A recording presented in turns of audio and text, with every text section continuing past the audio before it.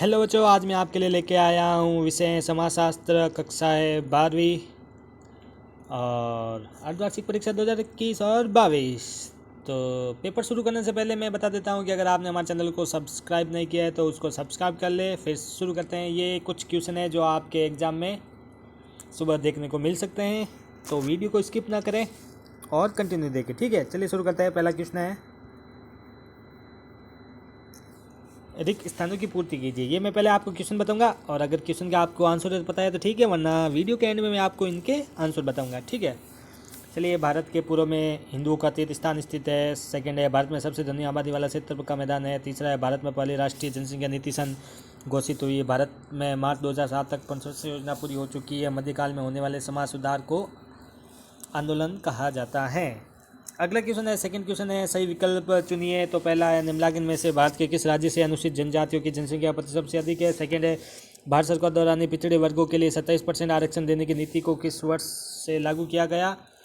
इसमें तीसरा आंसर है, तीसरा क्वेश्चन है, अल्पसंख्यक वर्गों में निम्नलिखित में से किसे भारत में सबसे पहले राष्ट्रपति का पद प्राप्त हुआ। चौथा है, भारत में जाति तथा वर्ग पुस्तक के लेखक का नाम लिखिए।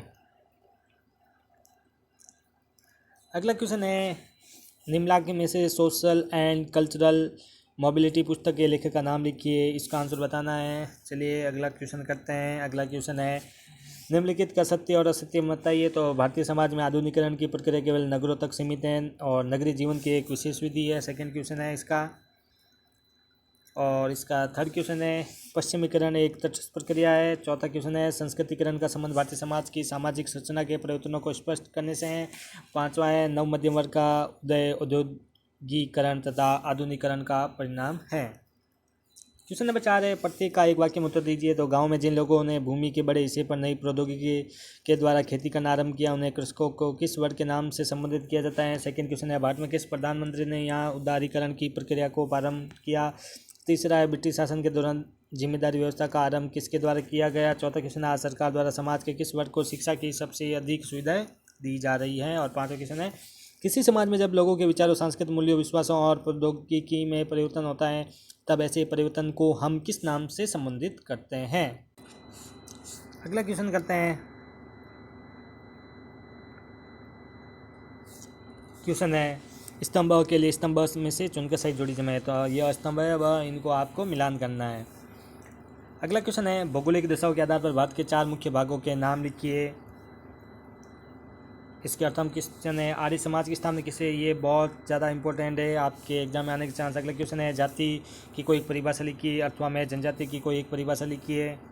अगला क्वेश्चन है, उपागम का अर्थ लिखिए और इसके अर्थों में भारतीय समाज के अध्ययन के लिए किन 4 उपागमों को महत्वपूर्ण माना जाता है। और नंबर क्वेश्चन है, शिक्षा का क्या अर्थ है। ये तो बहुत इंपॉर्टेंट है, आपको पता ही होना चाहिए कि शिक्षा का अर्थ क्या है।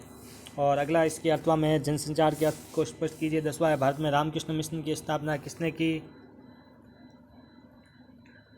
इसके अर्थवा में क्वेश्चन है, यह निष्कर्ष किसने दिया कि अपराधी जन्मजात होते हैं। 11वां क्वेश्चन है, सजातीय का क्या अर्थ है। इसके अर्थवा में आधुनिक भारत में एकता के मुख्य तत्व कौन क्या थे। अगला क्वेश्चन है, भारत में जनसंख्या वृद्धि के कोई 4 कारण लिखिए। इसके अर्थवा में जनांकीकी का अर्थ समझाइए। अगला क्वेश्चन है, भारत में नगरीय समुदाय की मुख्य विशेषताएं क्या है। इसके अर्थवा में जाति तथा वर्ग में अंतर लिखिए। चौथा क्वेश्चन है, संयुक्त परिवार की मुख्य विशेषता क्या है। और इसके अर्थवा में हिंदू विवाह के मुख्य उद्देश्य लिखिए। 15 क्वेश्चन है, अष्टगामी मार्ग क्या है। इसके अर्थवा में पंच ऋण से आप क्या समझते हैं। 16वां क्वेश्चन है, संस्कृतिकरण की अवधारणा एवं विशेषताओं की विवेचना कीजिए। इसके अर्थवा में पश्चिमीकरण की मुख्य विशेषता क्या है। 17वां क्वेश्चन है, जनसंचार के साधनों से आप क्या समझते हैं। जनसंचार के प्रमुख साधनों पर प्रकाश डालिए। इसके अर्थवा में क्वेश्चन है, भारत में सीमा समस्याओं का उल्लेख कीजिए। 18वां क्वेश्चन है, जनजातियों की प्रमुख विशेषताओं का वर्णन कीजिए। इसके अर्थवा में जाति व्यवस्था की विशेषता लिखिए। 19वां क्वेश्चन है, बुनियादी शिक्षा से आप क्या समझते हैं। इसके अर्थवा में शिक्षा के मुख्य उद्देश्य क्या है। 20वां क्वेश्चन है, भारत में अल्पसंख्यकों की कोई 5 समस्या लिखिए। इसके अर्थवा में पिछड़े वर्ग से आपका क्या अभिप्राय है। क्वेश्चन 11 है, भारतीय नागरिक के मूल अधिकार लिखिए। अगले इसके अर्थवा में सामाजिक परिवर्तन में पंचायत राज की क्या भूमिका है। क्वेश्चन नंबर 22 है, भक्ति आंदोलन के उद्देश्य क्या है। इसके अर्थवा में समाज में हिंसा के कोई 5 कारण लिखिए। 23वां क्वेश्चन है, भारत में समाज राज्यों के सामने आज मुख्य चुनौती क्या है, इसकी वार्ता में राज्य के प्रमुख आधार क्या है। क्वेश्चन नंबर 24वां है। क्वेश्चन नंबर 24 में उदारीकरण की चुनौती लिखिए एवं वैश्वीकरण का क्या अर्थ है, इसकी अर्थों में नव मध्यम वर्ग की विशेषता लिखिए और अभी जन समूह को सापेक्ष में समझाइए। इसी के साथ ये पेपर समाप्त होता है। और अगर अभी तक आपने हमारे चैनल को सब्सक्राइब नहीं किया तो उसको सब्सक्राइब करें। इसके चलिए शुरू करते हैं। इसके उत्तर मैं आपको दिखाता हूँ। ये है पहले का उत्तर, ये है दूसरे का, ये है तीसरे का, ये है चौथा, ये है पांचवा, ये है छठा,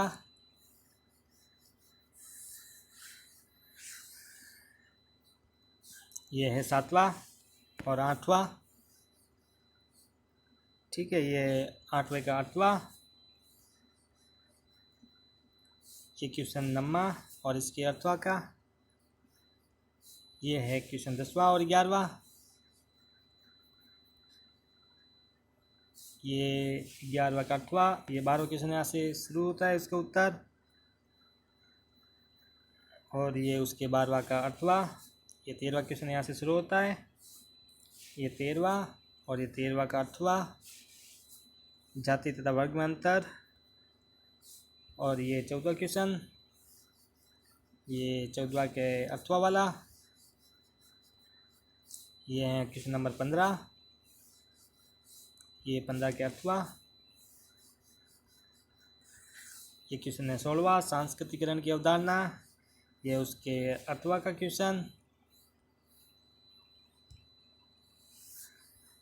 ठीक है, आप फटाफट स्क्रीनशॉट ले लीजिए। ये है 17वां क्वेश्चन जनशब्द संचार के साधन, ये उसका 8वां भारत में शिक्षा की समस्याएं।